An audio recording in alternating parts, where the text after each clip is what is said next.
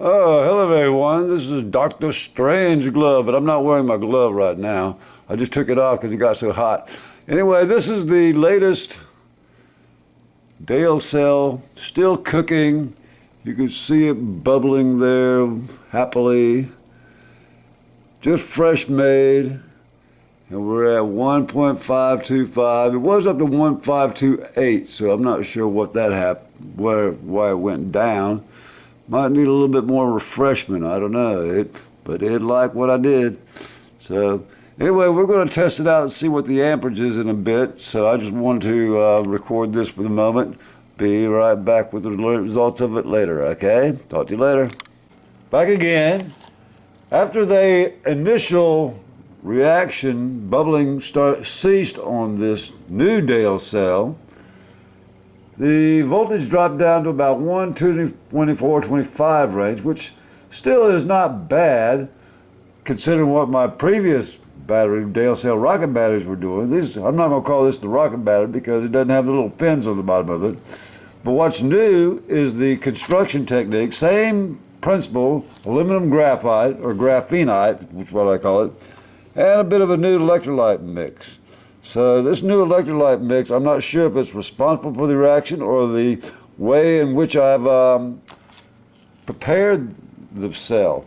It's a little bit different construction from the previous, and you can see I've got, instead of a clips on the bottom, I've got the clips on the top this time. So a little bit different, heavier gauge aluminum foil, a little bit heavier gauge paper, a little bit more durable construction paper and separator, and basically this new electrolyte, which is a little bit throwing the kitchen sink in. It reminds me of what Pete just posted on a new good electrolyte. A lot of the same ingredients in that as in his, except for the urea. So I just want to see that, but again, this one, unless I haven't put it on charge yet, so I'm going to, after it looks like it stopped reacting completely, and it definitely has settled down at 124 to 125. Doesn't seem to be going up above or too much below that. So I'm going to be putting a charge on it, see if I can't ramp it up in the same manner that I did previously and run a few lights on it. All right, so that'll be the next section. I'm just doing a little bit of updates and keep you posted on more of the materials and processes going into this new battery. All right, signing off for now. I got my Dr. Strange glove back on. All right, Dr. Strange glove without his glove on again. And we're going to give a weight test on this new cell. It's going to be a little bit of a heavy weight. I've got one of the legs missing on my scale right here, but I'm going to turn it on, put it over here where it balances. Got to clear it out until it's ready. 00. Here we go.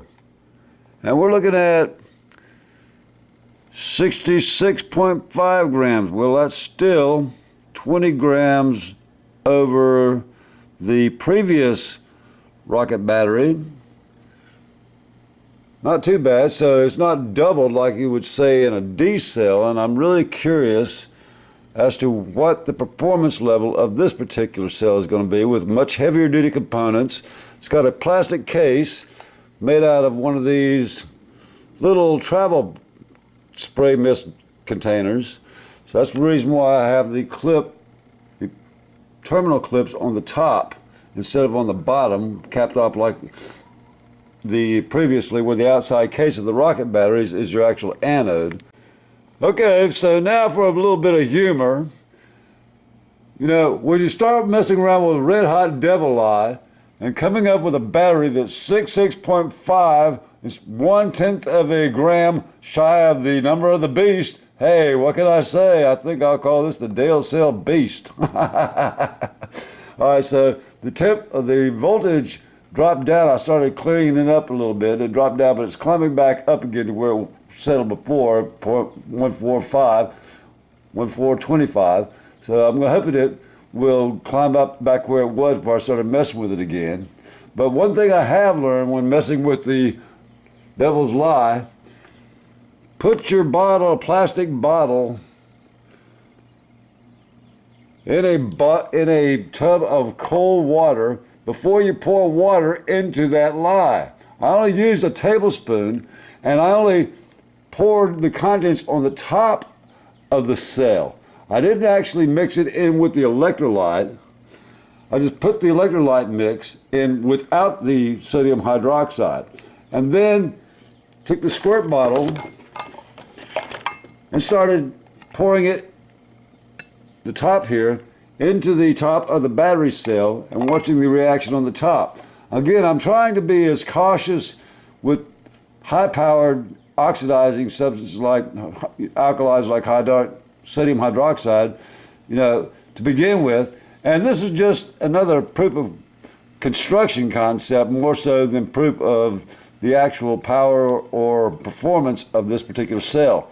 I just want to see how easy it would be to construct one of these new cells after getting the idea I'd had for a while.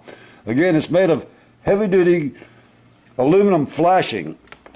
Got a roll of aluminum flashing I've had sitting around for ages now, and it's basically 20 inches by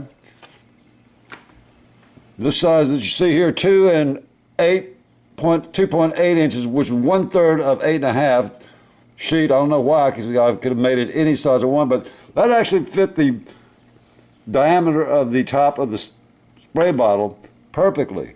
So that was the way to go on that. All right, so we're up to 1404. I'm going to see if it's going to settle down or climb again, but I'm going to give it about a half an hour and then start putting a charge on it and see what happens then. All right, I just want to let it settle down a little bit and give you more specific information on the construction of it. So, signing off for now.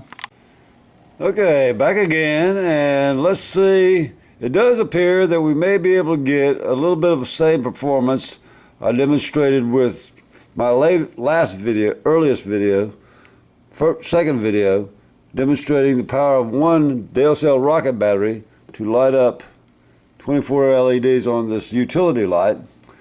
And after looking at the charging behavior of this new, the Beastie, Dailcell Beastie battery as I call it now, after seeing the gram weight, 6.5 grams, one's point less than the Beast, mark of the Beast, or blah, blah, blah, I decided I'd give it a shot. So let's see where we're at when I unplug the 12-volt lead from there.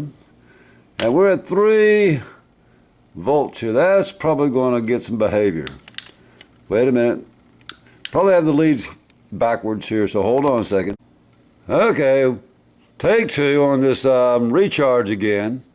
Our 12 volt is going down as before. This one meter is sitting there monitoring the battery, and this one is showing what's being sucked down into the battery, and it's dropping pretty good, about 2.9, 2.8. So this thing is sucking up some juice. And again, this was just a construction concept, more so than a performance concept. I just wanted to see what would be required and how much of a challenge would be to make a heavier duty cell. And so far, I'm very pleased with it. I was not expecting to see a 1.525 volt charge on the initial charge when I poured that sodium hydroxide on the top of this battery. Again, it's not in the electrolyte mix. My idea, and one other thing, I didn't coat the backside of the graphite paper or construction paper. It's just clean as it, it's dirty, as you can see right there, but usually I coat that first, but I didn't do that this time. My expectation was that the sodium hydroxide would take the electrolyte with it and just soak it down into the paper. And it might still hold true, I don't know. But I just stuck the electrolyte down into the center and stuck the graphite rods in it. It's got a double graphite rod in this case, but it seems to be outperforming the Dailcell Rocket Battery 2 sheet. And it has less material in it, although the material is a little bit heavier gauge. So I was in there talking, and we're down to 2.46, so it's sucking down some juice, it looks like. And we're going to give it another show. It's about another minute and a half. Okay, so take 3. Right when I unplugged this lead off the battery, my memory card was full. Ta-da, wouldn't you know?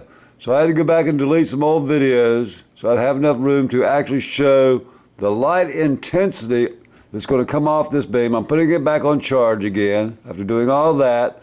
We're at 12.54 volts, and I've been charging now for a couple of minutes. But again, this cell is twice as powerful as the old Dailcell rocket cell 2-sheeter.